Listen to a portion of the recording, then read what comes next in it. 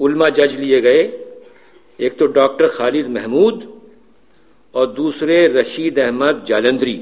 یہ وہ لوگ ہیں جن کے متعلق کبھی کسی نے سنا بھی نہیں کہ یہ بھی کوئی عالم ہے.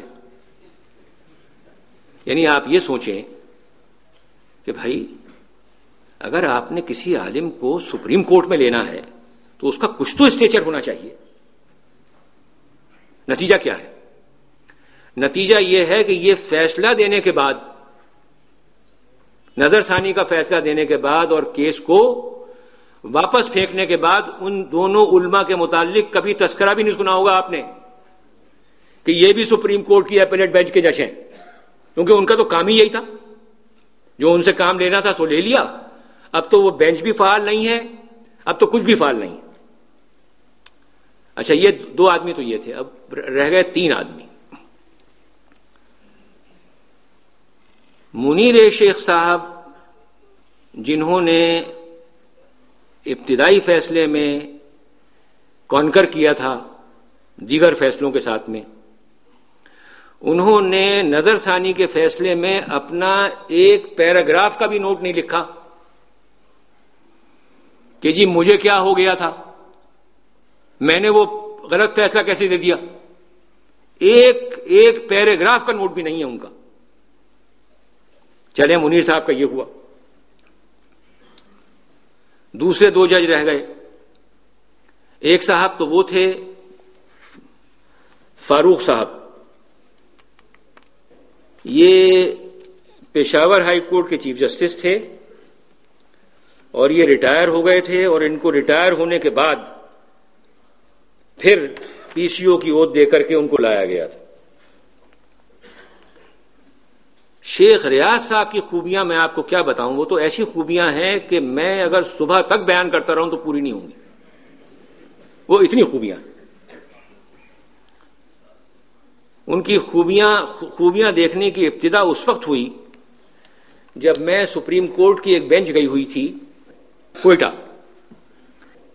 تو وہ 2 ہی ججوں کی بینچ تھی، ایک شیخ ریاض صاحب تھے اور ایک میں تھا.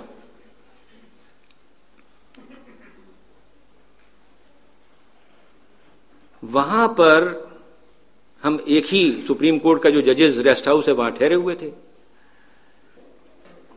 وہاں ایک کمرہ میں ان کے پاس تھا، ایک اس کے برابر میرے پاس تھا. رات کو پتہ نہیں، خبر نہیں 1 بجے آتا تھا، 2 بجے آتا تھا، اللہ جانتا ہے کس وقت آتا تھا. صبح میں کیس شروع ہو تو بحث ہو رہی ہے. اب کوئی بات دریافت کرنے کے لیے دیکھو شیخ ریاض کی طرف، سو رہے ہیں، لہو لعاب کے الگ شوقین. ایک بات میں وہ کہنا چاہتا ہوں جو کہ میں نے جس کے متعلق سوچا کہ میں یہ کہوں یا نہ کہوں، لیکن کہنا چاہیے. یہ جو قادیانی حضرات کے جو خلیفہ ہیں، انہوں نے ایک وقت یہ اعلان کیا تھا کہ بلوچستان کی آبادی تھوڑی ہے اور اگر احمدی حضرات وہاں جا کر کے سیٹل ہو جائیں تو وہاں افیکٹو بھی ہو جائیں گے اور وہاں ہمارا جو پیغام ہے وہ پھلے پھولے گا. یہ باقاعدہ اعلان ہے ان کے خلیفہ کا. تو شیخ ریاض کی فیملی وہ فیملی ہے جو کہ مائگریٹ کر کے کوئٹہ میں جا کے سیٹل ہو گئی تھی. اب یہ جو لوگ ہیں ان میں سے بہت سارے ایسے لوگ ہوتے ہیں جو ظاہر نہیں ہوتے کہ ہم کون ہیں. اب ایک اور جج ہمارے ساتھ تھے، ان کا نام تھا منور احمد مرزا. ان کے متعلق جب میں وکالت میں تھا، بینچ کے اوپر بھی تھا، کئی جگہ سننے میں آتا تھا کہ در حقیقت یہ احمدیوں میں سے ہیں. لیکن اتنے عمدہ اخلاق کا وہ آدمی تھا، اتنی پیاری اور میٹھے وہ باتیں کرتا تھا کہ وہ یقین نہیں آتا تھا ان باتوں کا، کہ طبیعت میں یہ آتی تھی کہ ہو نہیں سکتا ہے کہ ایسا ہو.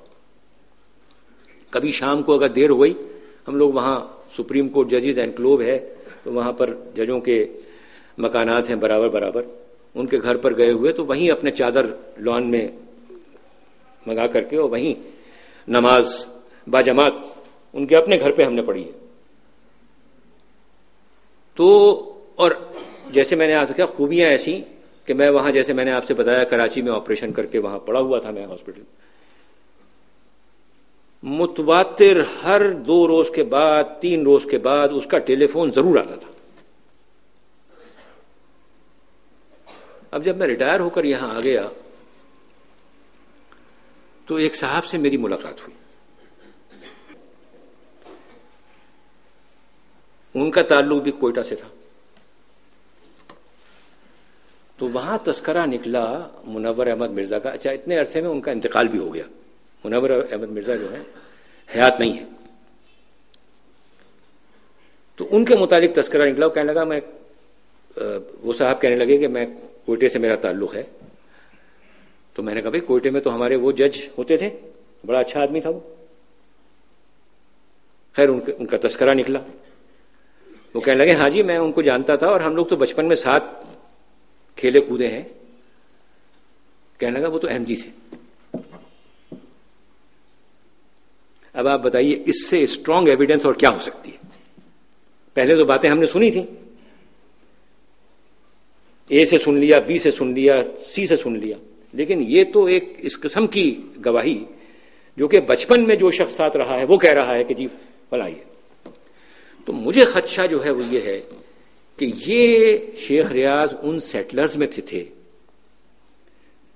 جو کہ وہاں جا کے سیٹل ہوئے, اور یہ بالکل ممکن ہے کہ یہ بھی دراصل احمدی ہو.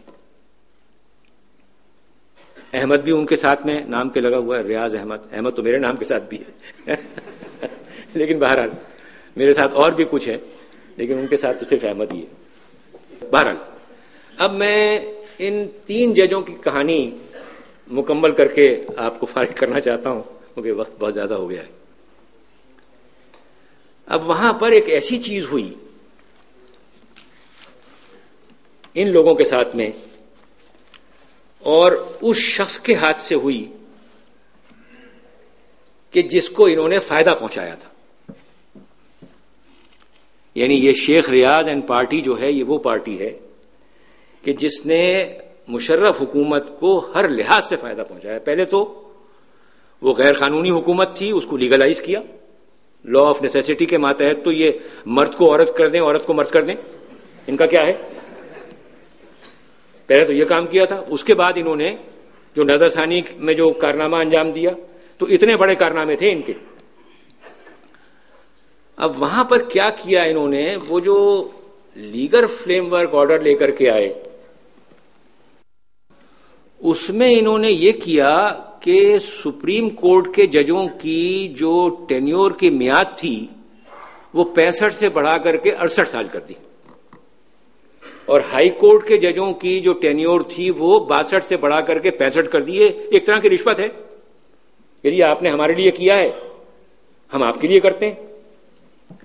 اب جس وقت کے اسمبلی الیکٹ ہو کر کے گئی تو انہوں نے تو ایل ایف او کو ماننے سے انکار کر دیا. جو ایم ایم اے والے ہیں حالانکہ کافی حد تک ان کے ساتھ گئے, 17th امینڈمنٹ بھی پاس کرائی, لیکن انہوں نے کہا یہ ججوں کا معاملہ جو ہے اس پہ ہم ایگری نہیں کریں گے. یہ 68 سال کی جو عمر ہے اور جو یہ 65 سال کی ہائی کورٹ والوں کی عمر ہے اس پہ ہم ایگری نہیں کریں گے. اچھا بھائی, تو ایم ایم اے والوں نے خود کہا کہ ہم 66 سال پہ ایگری کر لیتے ہیں.